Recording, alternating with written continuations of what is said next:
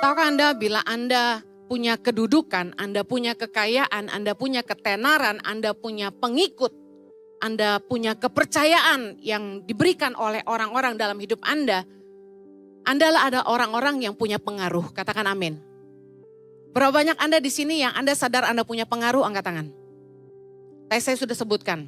Anda punya kedudukan, kekayaan, ketenaran, kepercayaan, pengikut. Anda punya anak, Anda punya murid, Anda punya pengaruh. Angkat tanganmu.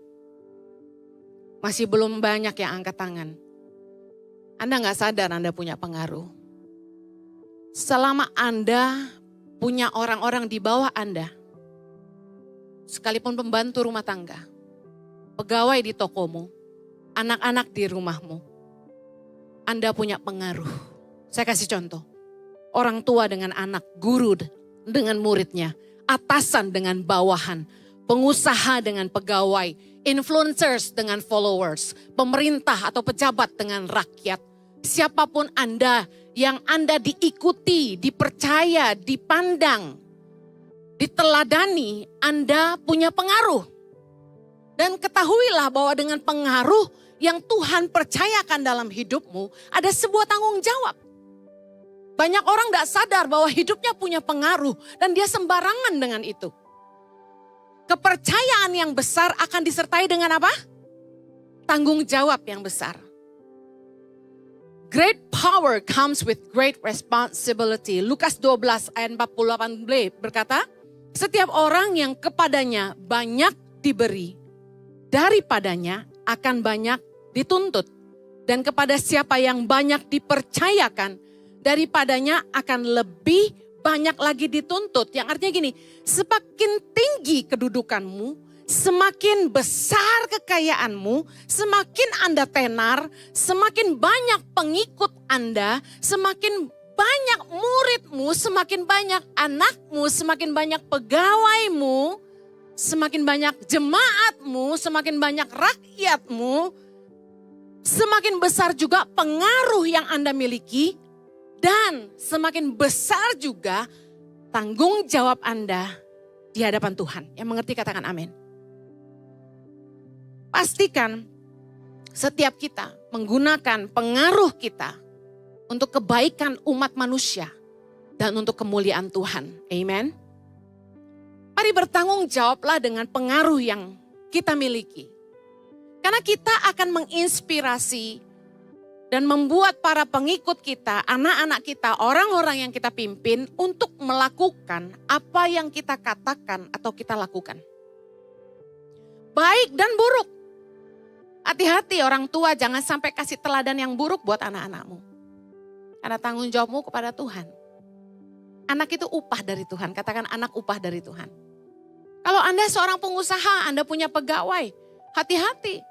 Pegawaimu akan meneladani contoh yang engkau berikan baik maupun buruk. Kalau Anda seorang guru, hati-hati. Anak-anak didikmu akan meneladani perilaku dan perkataanmu baik ataupun buruk. Pengusaha, pegawai, atasan, bawahan, pemerintah dan rakyat, influencer dan followers. Anda bertanggung jawab atas setiap perkataan dan tingkah laku Anda karena itu menular kepada orang banyak. Sebagai seorang pemimpin, Anda punya pengaruh dan suaramu tuh didengar oleh orang-orang yang Anda pimpin. Tahukah Anda orang senang banget dipromosi, orang senang banget punya kedudukan, orang senang banget jadi pemimpin, yes aku jadi bos. Tapi tahukah Anda menjadi seorang pemimpin bicara soal tanggung jawab dan keteladanan. Katakan tanggung jawab dan keteladanan. Sebagai seorang pemimpin, Anda itu bertanggung jawab atas jiwa orang-orang yang Anda pimpin. Lihat Ibrani 13 ayat 17. Ayat ini sering dipakai oleh pemimpin supaya bawahannya mentaati dia. Taatilah pemimpin-pemimpinmu dan tunduklah kepada mereka, sebab mereka berjaga-jaga atas jiwamu. Sebagai orang-orang yang harus bertanggung jawab atasnya. Lihat, biasanya pemimpin bilang sama bawahan, ditekankan di sini, taati pemimpinmu, tunduklah kepada mereka. Tapi hey para pemimpin, baca ayat untuk Anda. kita sebagai pemimpin harus berjaga-jaga atas jiwa orang-orang yang kita pimpin. Artinya apa? Mendoakan mereka. Memastikan jiwa mereka sejahtera. Mereka happy bekerja kepada Anda. Mereka bahagia dipimpin oleh Anda.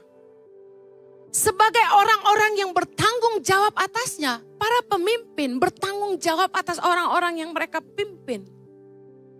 Sebagai pemimpin di perusahaan, di keluarga, di pemerintahan, bahkan di rumah tangga. Kitalah yang mementor orang-orang yang kita pimpin. Ibarat sebuah kapal, Andalah nahkodanya. Anda yang menentukan mau kemana kapal itu dibawa. Bila Anda memimpin dengan cara-cara dunia, sadar atau tidak sadar, Anda sedang mengajarkan kepada orang-orang yang Anda pimpin nilai-nilai dunia. Saya kasih contoh. Ada atasan tuh yang gayanya kayak preman, mafia. Tanpa dia sadari, dia sedang menyesatkan karyawannya.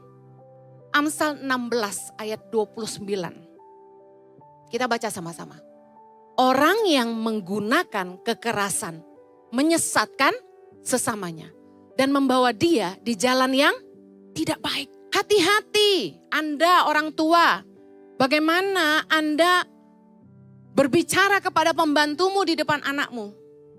Kalau Anda sering jahat sama pembantu dan anakmu lihat itu, Anda sedang menyesatkan anak-anakmu. Kalau Anda adalah seorang atasan dan Anda memimpin dengan cara-cara dunia, dengan kekerasan, Anda sedang menyesatkan karyawanmu. Kalau Anda seorang guru, Anda menggunakan kekerasan, Anda sedang menyesatkan murid-muridmu. Kalau Anda seorang pejabat dan Anda menggunakan kekerasan, Anda sedang menyesatkan rakyatmu. Hati-hati. Jangan pernah pakai kekerasan karena kita akan menyesatkan. Katakan kekerasan menyesatkan. Anak saya, Chloe dan Zoe, punya trauma hebat di sebuah sekolah di daerah Kelapa Gading. Dari kecil, mereka itu sebenarnya pernah saya masukkan ke sekolah swasta. Maaf ya, sekolah Katolik. Gak sanggup bayar sekolah Kristen. Lalu tidak lama saya pindahkan ke homeschooling. Jadi mereka sekolah di rumah bertahun-tahun. Selama SD sampai SMP kelas 1. Lalu saya kembalikan lagi ke sekolah Katolik ketika mereka waktu itu SMP kelas 1 dan 2 kalau nggak salah. Saya lupa-lupa. Mereka nangis tiap malam. Mereka nggak mau sekolah. Dan setiap malam ketika kami berdoa, dan saya selalu selimutin mereka dan cium mereka satu-satu, mereka nangis. Mereka bilang, Mami, I don't wanna go to school. I don't wanna go to school. Saya bilang, kenapa? I don't wanna go to school. Mereka gak bisa jelasin. Sekarang mereka sudah besar. Tahu gak apa yang mereka cerita?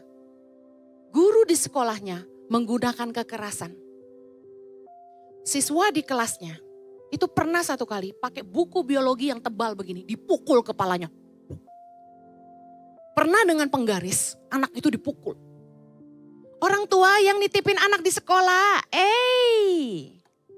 tahu nggak anakmu dipukulin guru dan mereka nggak kasih tahu kamu? Mereka diam. Tahu kenapa?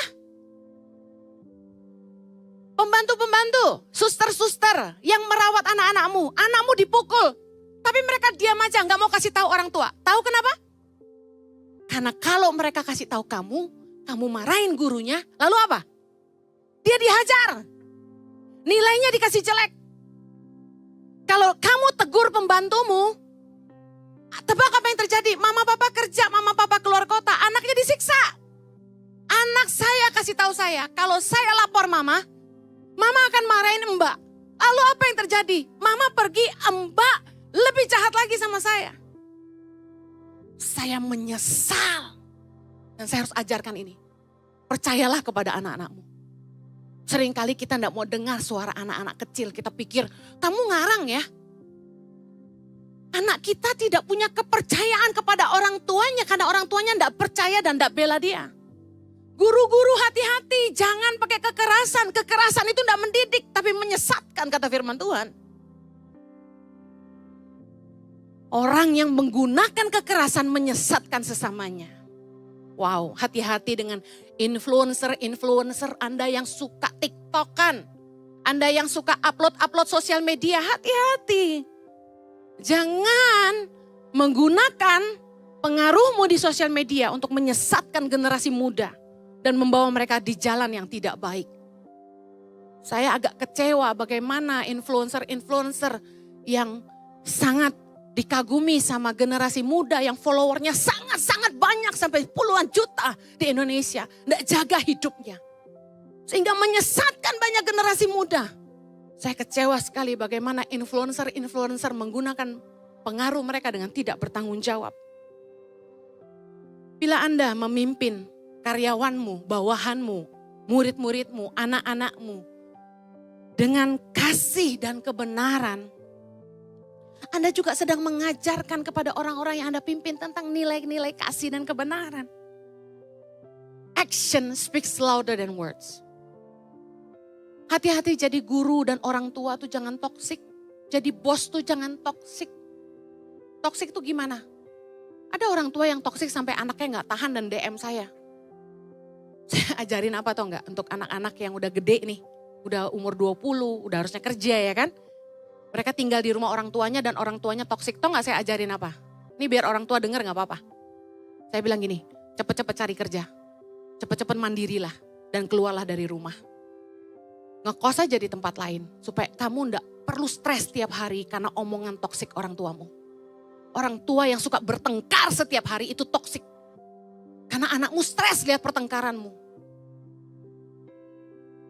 Satu-satunya hal yang saya regret dalam hidup pernikahan kami adalah anak-anak kami pernah lihat pertengkaran kami. Dan itu sangat mengecewakan bagi mereka. Karena papa mama hamba Tuhan tapi bisa bertengkar. Mereka tentu tidak mengerti bahwa wajar dalam pernikahan itu ada konflik. Tapi yang saya sesalkan mereka pernah lihat kami bertengkar. Dan itu membekas. Jangan jadi orang tua yang toksik buat anak-anak. Jangan jadi atasan yang toksik buat pegawaimu. Atasan, orang tua, guru yang takut akan Tuhan. Pasti akan mengajarkan nilai-nilai takut akan Tuhan.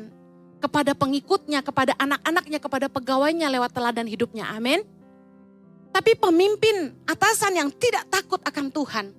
Akan memimpin dengan cara-cara dunia. Contohnya apa? Sikat sana, sikat sini. Suap sana, korupsi sini. Hajar kanan, hajar kiri. Kejam sama bawahan. Fokusnya hanya profit oriented. Saya mau tanya sama bos-bos. Kepada atasan-atasan, ketika Anda melihat bawahan Anda, apa yang Anda lihat?